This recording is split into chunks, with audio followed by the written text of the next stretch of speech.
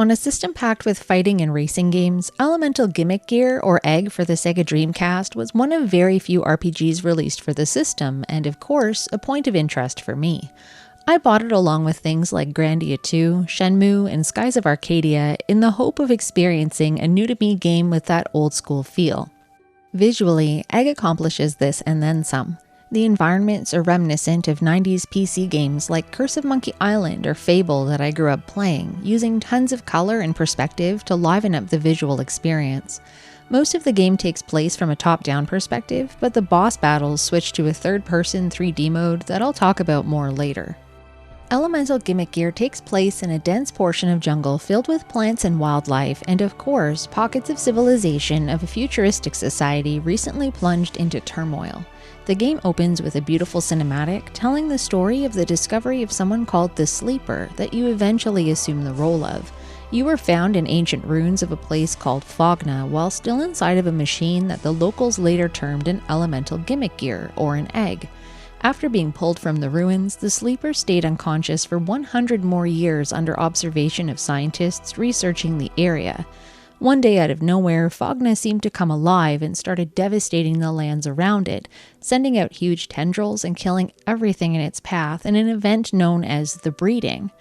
The Sleeper awoke around that time, and this is where we step into the role of the main character. Selene is the scientist that was assigned to observe and care for the Sleeper, and after learning that he awoke with no memories of his past, she urges him to go into Fogna to start piecing his former life back together. Amnesia is an overused story starter, but here it works beautifully to unfold and build up our main character throughout the adventure. Without saying too much about the events of the plot itself, it does get pretty philosophical and deep in ways you might not expect from a game like this. It's filled with a few touching moments, but also fosters curiosity and taps heavily into themes like morality and self-sacrifice. That said, it didn't feel overly cerebral and just scratched the surface in a lot of ways. I was neither here nor there on the story itself, and I'd call it just okay with just enough weirdness throughout to keep things interesting.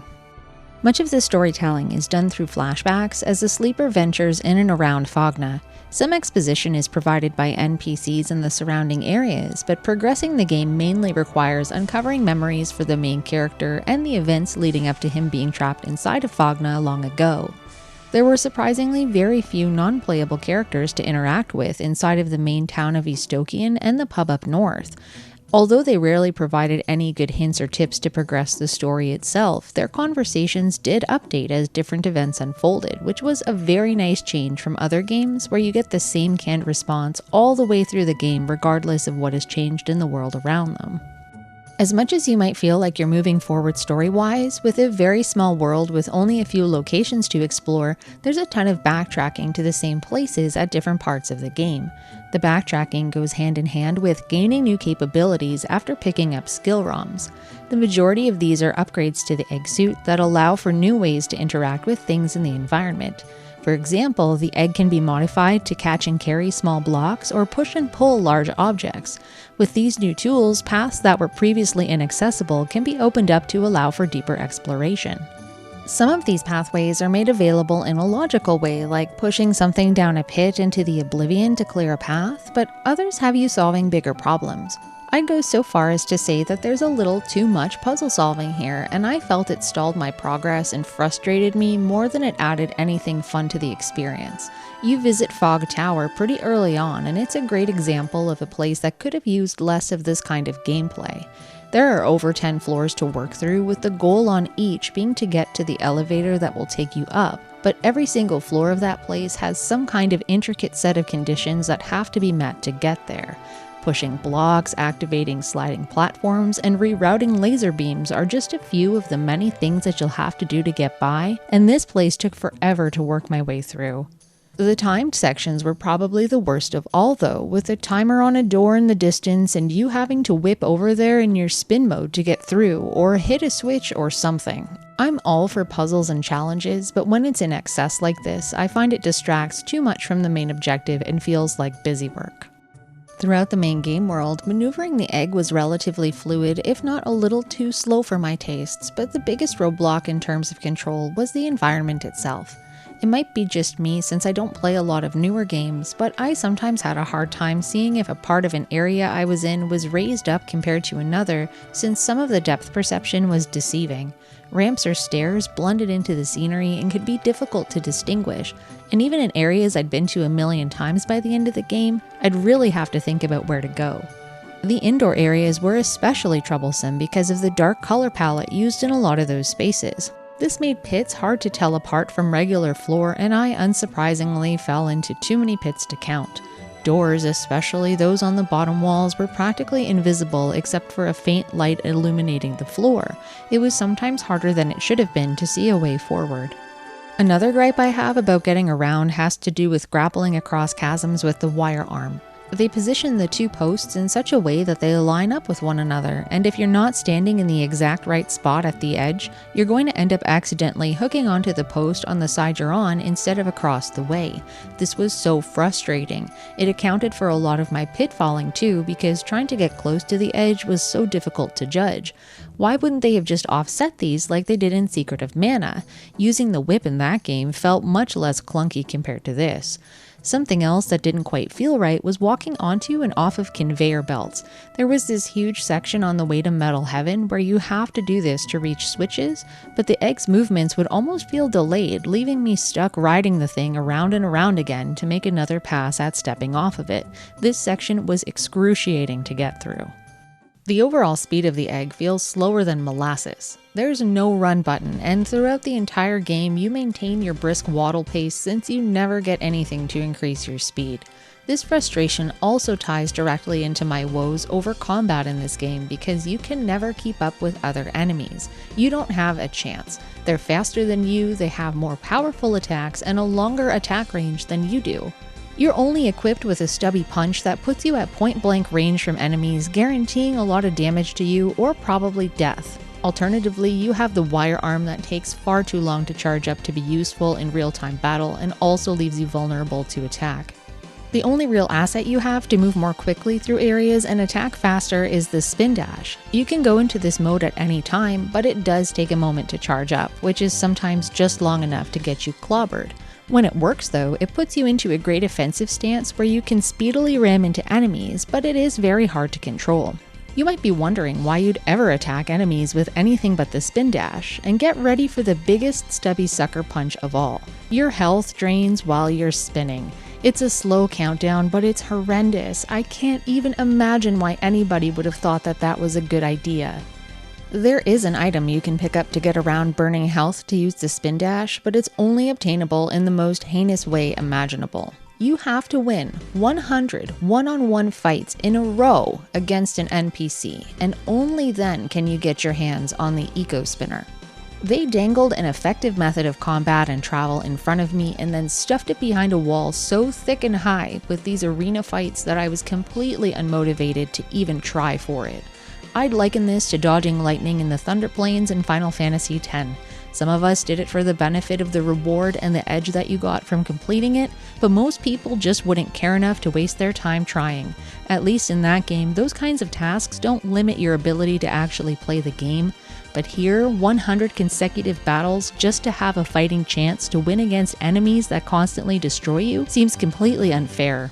And those are just the regular enemies. Did I mention that they get replaced with harder and harder ones as the game goes on as you complete story points? The boss fights are even worse. I mentioned a while ago that a lot of the major fights are in this 3D mode, and these were some of the hardest things to muddle through. Sometimes these encounters were as easy as running up and punching someone else in an egg suit to death, but some of these fights were unreasonably difficult. The camera does everything to work against you in these cases, sometimes zooming in too closely or zooming out so much you can't even tell which direction you're aiming, since the main character's egg looks like a potato with no discernible landmarks on the back of him. And you need to be specific in how you aim. 1 degree off and you're missing your target. That camera trouble also results in never quite knowing how close or far away you might be from the enemy because you literally can't see where you are relative to them sometimes. Most of the enemy attacks are ranged, and all of your attacks except for the stubby punch take time to charge up and execute. One fight in particular took me just shy of an entire hour to finish. It was absolutely infuriating. Did I mention you die a lot in this game? It's inevitable given how difficult the battles can get. But a good thing about dying is that at least it puts you back at the room that you died in, so you don't have to do the walk of shame from your last save point. The trouble lies in that you're only restored there with less than a quarter of your total possible health tally, and the enemy that killed you is probably still there, shooting his stupid arm or firing lasers at you again the moment you respawn. Dying after respawning happened way too often. Sometimes the goal was just to get through the next door so that I felt like I was making some kind of progress. The enemies hit you so hard and also stun you, and there's very little time to retaliate. Before you know it, you'll be face-planting with that tinny clunk for the 100th time in a row. You aren't able to carry healing items with you until a ways into the game, meaning that the only way to replenish health is through killing enemies. It's a terrible catch-22 because you can't live long enough to kill anything, and if you do happen to kill something, any health drops you might find aren't getting you any further ahead because you've likely been beaten to a pulp. If killing enemies rewarded you with experience toward a stat increase instead of just recovery items or money, that would have been a good motivator to try a little harder, but that's not the case here. To make matters even worse, drops aren't even tailored to what you need. You can be clinging to a sliver of life, but enemies will continue to drop everything but a health item. This exact thing kept happening whenever I'd be trying to grind up for the final boss fight after getting pulverized. All I seemed to get was money instead of health, and it was the very end of the game when I would never need money again. It really got on my nerves. You also have to leave the room to respawn whatever you've killed, and did I mention the loading times? They were painfully long sometimes. Just give me my health already. Only 3 stats can be leveled up for the egg, and those are attack, defense, and mind, which increases the capacity of how much element can be carried around. I'll get to that in just a moment. The way you level up is through finding capsules, and you need several of the same kind to reach a new level. If all of these were attainable in a linear way, say like in Zelda, when you get a new health container when you've defeated a boss, that would be great. Unfortunately though, some of these capsules are completely hidden in the darkest shadows, meaning you have to cram yourself into every inch of every room you visit just to be sure you haven't missed something. Even more dreadful, some of them are stuck behind more annoying minigames. One such example is Clay, an older man who loves to tell stories. You're cautioned by several people about just how much he goes on, and his stories are long-winded alright. After listening to him lay it all out in a lightning-fast dialogue that you can't slow down or control, you're expected to answer questions accurately about what you've just read. These stories deal with names, numbers, events, and everything in between, and the questions are never what you're expecting them to be. You have to answer questions about 4 different stories correctly in order to sometimes be rewarded with an attack or defense capsule, and I honestly hate this. I'm not sure if these capsules that you're awarded here are in excess of what you can find out and about in the game world as a bonus or as part of the total number that you can have, but this is a terrible way to force people to engage in more time wasting for what I'd consider something essential. Being able to level up your character should happen innately rather than being stuck in something so obnoxious. Subtanks are another item that you can only find through exploration or finishing minigames, and unfortunately, these are the only guaranteed way you're able to have recovery items on hand to restore health and element stocks. You can run back to a store and pay money to have your health replenished, but these subtanks are essential for some of the later battles in the game where you need a boost in the moment to push through. I actually reached the end of the game with only 1 sub-tank, and given the slog that the final encounter was, I just couldn't cut it without some extra restoratives. There were 3 sub-tanks in total to find, and there was no way in hell I was going to submit myself to the pain of the minigame abominations to find one of them. Instead, I had to go on a meticulous backtracking quest to find the last one. It was so well hidden that even with the location instructions right in front of me while standing in the room, I was barely able to find it. It was an intermittent twinkle of light in the dark corner of a room where there's a ton of other things going on, and you just couldn't walk up to it directly to pick it up. You had to use the wire arm to fire into the darkness to get it. They seem to make every single quality of life item in this game way harder to get than it needed to be. Despite the trouble it was to find though, I'm really glad I went back for it. It was the edge I needed to finish this adventure up long after I was ready for it to be over. There's also a type of magic to use in this game in the form of elements that cover your usual fire, ice, earthquake, and plasma, which is really just lightning. What's interesting is that these aren't only used in battle, but can also be used to interact and change things in the immediate surroundings. For example, you can power up machines using plasma, or you can freeze enemies to act as blocks to hold down switches to trigger a door to open. The game pushes you gently into how to use the fire element in a cutscene where you have to free someone that's been trapped by some tree roots, but it leaves you mostly in the dark with the others. Apart from a little one-liner about what a new element does to enemies and how it can be used when you pick it up the first time, there's not much to go on when it came to applying that information. This means I got stuck a lot. As I mentioned earlier, the NPCs aren't much help in giving you direction on where to go next, so the only thing that you can do is check back in places you've already been and rack your brain about how your new skills or your elements might be used to press onward.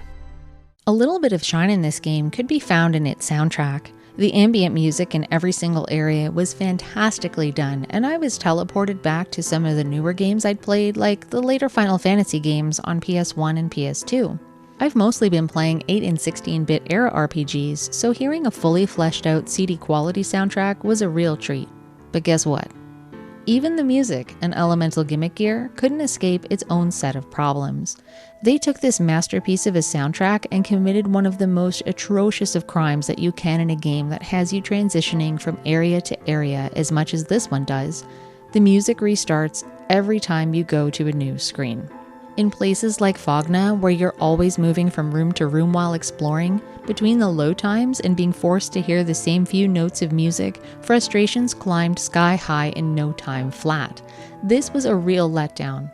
I did want to mention that the final boss fight's music was awesome. It was incredibly moody and atmospheric, and the complete opposite of the way you'd expect that pump you up JRPG finale music to come galloping in. Having a calm and quiet accompaniment was perfect and a really unique and very fitting way for the game to bow out. Elemental Gimmick Gear was something that I sought after for so long and had such high hopes for, but I've come away from it feeling very conflicted. There's not one particular large glaring flaw with the game itself, but it's a collection of small nitpicks that quickly accumulated into something that's hard to overlook when thinking back on this gaming experience as a whole. Looking at what Egg has to offer as an action RPG compared to others of the time, I don't feel like I could recommend it in good conscience to anyone wanting to experience the game without a guide, and that's unfortunate. The game is so rough around the edges at the core of the things that define an action RPG, making it feel unrefined and poorly executed as an end-to-end experience. As much as the positives of this quest were overshadowed by the negatives, if you're good at seeing the light through the cracks, as one of the very few RPG experiences for the system, it's something truly unique to add to any Dreamcast collection.